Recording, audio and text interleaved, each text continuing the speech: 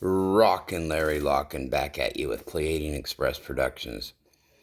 Hey, so the other day, or it was about a week ago, I taped a little segment about marijuana and the cultural influence it had on our society. Well, today, and I'm going to do another show after this too, discussing another drug, but I'd like to talk about methamphetamine, crank, speed, go, whatever you want to call it, okay?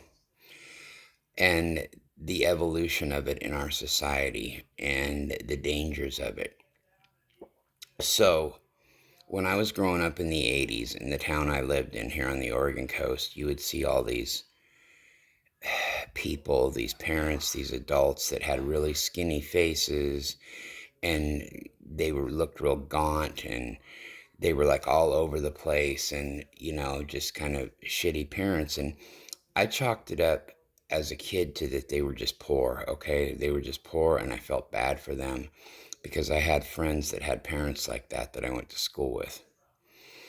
But what was really going on was these people were using speed. They were using crank, methamphetamine, and that's why they looked the way they did. So fast forward to about the early 90s. I'm going to high school. I'm in my last 2 years of high school. And I was working and closing at night, and I was having to get up in a few hours and go to school. This went on for 2 years. So I was introduced to the drug. All right. And it was phenomenal at first. Okay. I could do like 5 jobs at once.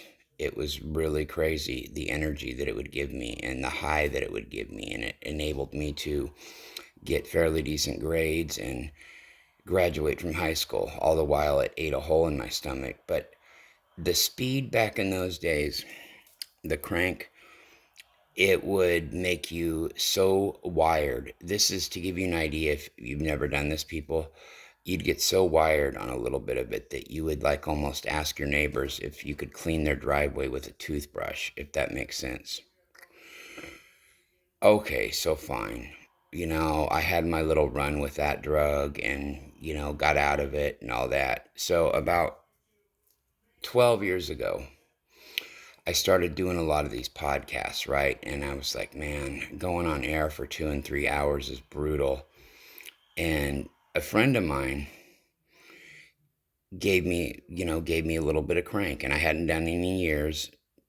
And so on about 3 occasions, I used it to do shows with. But the weird thing is, it wasn't like it was when I was younger. You got kind of high on it, and I'm like thinking, okay, I can eat on this stuff, which, by the way, with that old crank, you would not want to eat on it ever. Food would taste like cardboard going down. You couldn't even really drink water when you were on that shit.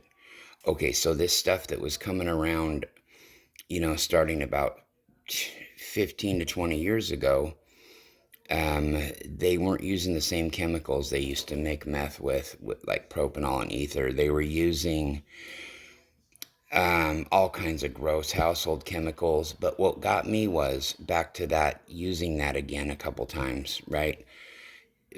About a decade ago to go on air. It was like, because I had a painkiller addiction for years, right? And so I know opiates very well too. And I'll talk about those in another show. But I'm like, what the fuck is up with this? This feels like I'm high on some opiates.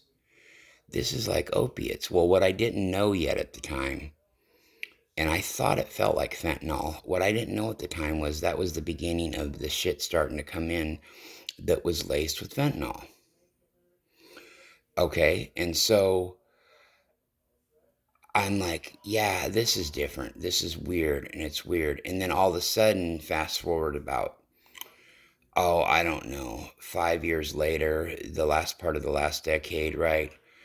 Um, you started to get all these kids overdosing and dying on this crap, right? Because it was cut with fentanyl. And I felt like it was those few times I had used it years ago. And keep in mind, this was several years before people were even talking about it being cut with, fentanyl, an opiate. And so you got all these kids dying and shit and overdosing on this crap. And that's why it is, and it's dangerous. Another thing that methamphetamine would do to you back in the day, and I never went there with any of these thoughts, but you can tell it in some people how it really perverts them sexually. It would make me, when I was high on that stuff, and like I said, I never acted on it. It would make me think of some really inappropriate shit. I'm not talking about like hurting kids or anything like that. Don't get me wrong, nothing pedophilia like, but it would have me think a lot of inappropriate sexual thoughts that I shouldn't been having and make me want to go there, you know? And the thing about that drug too was it was either one or two reactions. If you were trying to be intimate on it, you a guy could not perform whatsoever, or if he could break through and actually get an erection, you could go all night and several times all night. That's kind of the yin and the yang of the drug. It's a very dangerous drug, though, to the mind.